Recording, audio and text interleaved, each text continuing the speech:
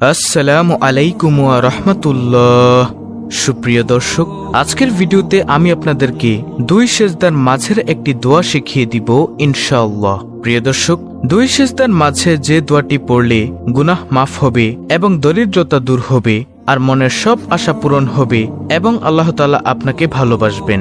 প্রিয় দর্শক, খুবই গুরুত্বপূর্ণ একটি ভিডিও, তাই অনুরোধ করছি ভিডিওটি শেষ পর্যন্ত দেখার জন্য। চলুন মূল ভিডিও শুরু করা যাক। দর্শক, নামাজ মানেই আল্লাহর প্রশংসা, তাই নামাজের প্রত্যেক রুকনের দোয়া, তাসবিহ, তাহলিলের মধ্যে বান্দা আল্লাহর নৈকট্য অর্জন করতে চায়।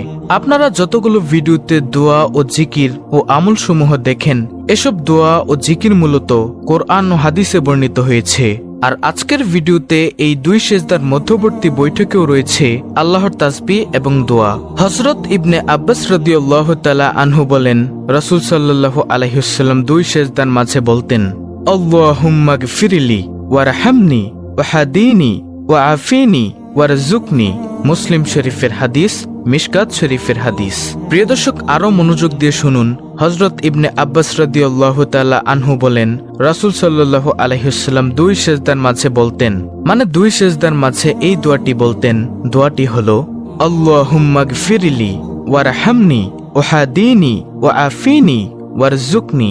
মুসলিম শরীফের হাদিস, মিশকাত শরীফের হাদিস। দর্শক, ভিডিওর স্ক্রিনে আমি উচ্চারণ সহ দিয়ে দিয়েছি, আপনারা মুখস্থ করে নেবেন। এই দোয়াটির অর্থ হলো, হে আল্লাহ, আপনি আমাকে মাফ করুন, আমাকে রহম করুন, আমাকে হেদায়েত দান করুন, আমাকে শান্তি দান করুন এবং আমাকে রিজিক দান করুন। হযরত হুযায়ফা রাদিয়াল্লাহু তাআলা আনহু হতে বর্ণিত, রাসূল সাল্লাল্লাহু আলাইহি ওয়াসাল্লাম দুই সেজদার মধ্যবর্তী বৈঠকে এই দোয়াটি পড়তেন। দোয়াটি হলো, রব্বি গফিরলি রব্বি গফিরলি। ইবনে মাজাহ, আবু দাউদ শরীফের হাদিস। এর অর্থ হলো, হে আমার রব, আপনি আমাকে ক্ষমা করুন, হে আমার রব, আপনি আমাকে ক্ষমা করুন।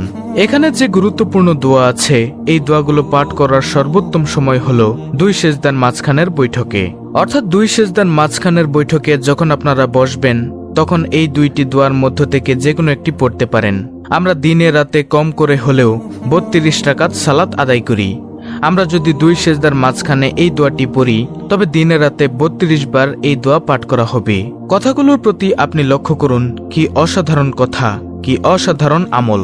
যে আমলের মধ্যে আপনি আল্লাহকে বলছেন, আপনি বলছেন, হে আল্লাহ, আমাকে ক্ষমা করুন, হে আল্লাহ, আমাকে রহম করুন, হে আল্লাহ, আমাকে হেদায়েত দান করুন, হে আল্লাহ, আমাকে রিজিক দান করুন, হে আল্লাহ, আমাকে সুস্থতা দান করুন। প্রতিদিন কম করে 32 বার আপনি আল্লাহকে বলছেন, হে আল্লাহ, আমাকে ক্ষমা করুন, আমাকে রহম করুন, আমাকে হেদায়েত দান করুন, আমাকে রিজিক দান করুন, আমাকে সুস্থতা দান করুন। এই সুস্থতার মধ্যে কিন্তু সমস্ত রোগ থেকে মুক্ত থাকার কথাও যুক্ত আছে। চিন্তা করে দেখুন, দিনে রাতে আপনি যদি 32 বার এই দোয়ার মাধ্যমে সুস্থতা পেয়ে থাকেন, তাহলে আল্লাহ তাআলা আপনাকে অবশ্যই সুস্থতা দান করবেন। প্রিয় দর্শক, কি অসাধারণ আমল, সবাই করতে পারবেন। কিন্তু দুঃখের সাথে বলতে হয় যে আমাদের সমাজের অধিকাংশ মুসল্লি এই দোয়াটি জানে না, ফলে তারা দুই সেজদার মাঝে দোয়াটি পাঠ করে না। অনেক বিষয় আছে যা আল্লাহর নিকট না চাইলেও তিনি তার বান্দাকে দেবেন। আবার অনেক বিষয় আছে যা আমাদের অবশ্যই তার নিকট চাইতে হবে, না চাইলে তিনি দিবেন না। রাসূলুল্লাহ সাল্লাল্লাহু আলাইহি ওয়াসাল্লামের শেখানো দোয়ার মধ্যে আমাদেরকে চাইতে বলা হয়েছে। প্রিয় দর্শক, আর এইভাবে চাইতে হলে অবশ্যই আমাদেরকে 5 ওয়াক্ত নামাজ আদায় করতে হবে। আর যদি 5 ওয়াক্ত নামাজ আদায় না করেন, তাহলে তাদের কি শাস্তি হবে? অর্থাৎ বেনামাজি যে শাস্তি ও অপমান ভোগ করবে, তা সম্পর্কে এখনই আপনাদেরকে জানাবো ইনশাআল্লাহ। প্রিয় দর্শক, নামাজ ইসলামের প্রধান ইবাদত। এই ইবাদতের প্রতিদান সম্পর্কে কোরআন ও হাদিসে এসেছে অনেক বর্ণনা। আবার যারা নামাজ আদায় করে না, তাদের ভয়াবহ পরিণাম ও শাস্তির কথাও এসেছে কোরআনে। পবিত্র কোরআনে বর্ণিত নামাজ তরককারের শাস্তির কথাগুলো মানুষ জানতে পারলে নামাজের মতো গুরুত্বপূর্ণ ইবাদতে নিয়োজিত থাকবে। তাই পবিত্র কোরআনে ঘোষিত বেনামাজির শাস্তির কথাগুলো তুলে ধরা হলো আজকের এই ভিডিওতে। দর্শক, নামাজ পড়িতে গিয়ে সৃষ্টি হয় বিবাদ ও পতন। যারা একেবারে নামাজ পড়ে না, কিংবা মন চাইলে 2-1 ওয়াক্ত নামাজ পড়ে, অথবা সপ্তাহ, মাস কিংবা বছরে নামাজ পড়ে, তাদের উপর খুব শীঘ্রই অশান্তি ও পতন নেমে আসবে। শাস্তি তাদের জন্য অবধারিত। আল্লাহ তাআলা বলেন, তাদের পরে যারা তাদের স্থলাভিষিক্ত হলো, তারা নামাজ নষ্ট করলো, একেবারে নামাজ পড়ে না কিংবা মন চাইলে, এবং নফসের লালসা ও বাসনার অনুসরণ করলো। সুতরাং তারা অচিরেই এই কুকর্মের অর্থাৎ নামাজ নষ্টের ও প্রবৃত্তিপরায়ণ হওয়ার শাস্তি ভোগ করবে। অবশ্যই যারা তওবা করেছে, ঈমান এনেছে ও সৎকর্মশীল হয়েছে তারা ব্যতীত। সূরা মারিয়াম আয়াত নম্বর 59। প্রিয় দর্শক, আর বেনামাজির অবস্থান হবে সাকার নামক জাহান্নাম। নাউজুবিল্লাহ। আল্লাহ তাআলা বান্দার প্রতিটি কাজের হিসাব নিবেন, আর প্রতিটি কাজের হিসাব না দিতে পারলে শাস্তি অবধারিত। শাস্তিপ্রাপ্ত মানুষকে তাদের অপরাধের কথা জিজ্ঞাসা করা হলে তারা তাদের অপরাধগুলো বলতে থাকবে।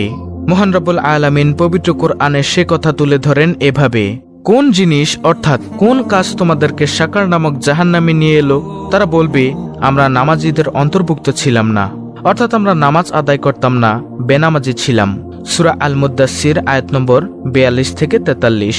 প্রিয় দর্শক, যথাযথভাবে নামাজ না পড়ার শাস্তি হলো যারা মোটেও নামাজ পড়ে না বা পড়লেও অবহেলা করে, আবার কোনো কোনো সময় নামাজ পড়ে আবার নামাজে দেরি করে, এমনকি নামাজে বিনয় ও নম্রতা না থাকলেও তা যথাযথভাবে আদায় বলে বিবেচিত হয় না। আল্লাহ তাআলা বলেন, সুতরাং দুর্ভোগ ওয়াইল নামক জাহান্নামের কঠিন শাস্তি সেসব নামাজ আদায়কারীদের জন্য যারা তাদের নামাজ সম্পর্কে উদাসীন। সূরা মাউন আয়াত নম্বর 4 থেকে 5।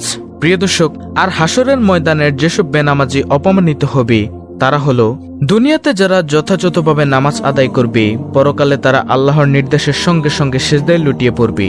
আর যারা দুনিয়াতে যথাযথভাবে নামাজ পড়বে না, লোক দেখানো কিংবা সুনাম লাভের আশায় নামাজ পড়ত, তারা সেদিন সিজদা করতে পারবে না, বরং তারা হবে অপমানিত ও লাঞ্ছিত। আল্লাহ তাআলা বলেন, স্মরণ করো সেই চরম সংকটময় কিয়ামত দিবসের কথা, যেই দিনে তাদেরকে আহ্বান করা হবে সিজদা করার জন্য, কিন্তু তারা তা করতে সক্ষম হবে না। তাদের দৃষ্টি অবনত হবে, হীনতা তাদের আচ্ছন্ন করবে। অথচ যখন তারা নিরাপদ ছিল তখন তো তাদের সিজদা করার আহ্বান করা হতো, কিন্তু তারা সিজদা করেনি, অর্থাৎ নামাজ আদায় করেনি।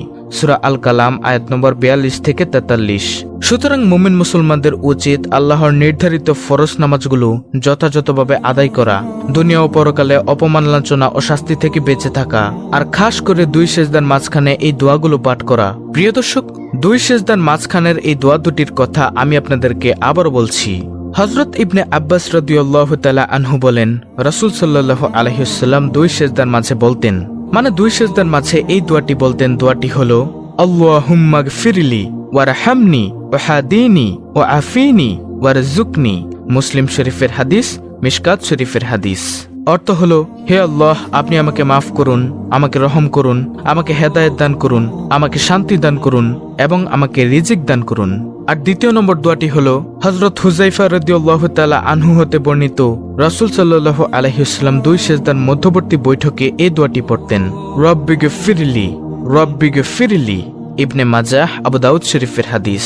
অর্থ হলো, হে আমার রব, আপনি আমাকে ক্ষমা করুন, হে আমার রব, আপনি আমাকে ক্ষমা করুন। দর্শক, উপরে যে গুরুত্বপূর্ণ দোয়াটি আছে এই দোয়াগুলো পাঠ করার সর্বোত্তম সময় হলো 2 সেজদার মাঝখানের বৈঠকে।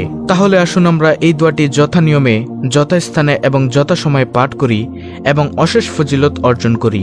তো এই ছিল আজকের ভিডিওটি ভালো লাগলে অবশ্যই চ্যানেলটিকে সাবস্ক্রাইব করে বেল বাটন অল বাজিয়ে দিবেন, ভিডিওটিতে একটি লাইক দিবেন এবং কমেন্টে আমিন লিখবেন এবং অন্য মুসলিম ভাই বোনদের কাছে ভিডিওটি শেয়ার করে দিবেন যেন তারাও দেখে শিখে আমলটি করতে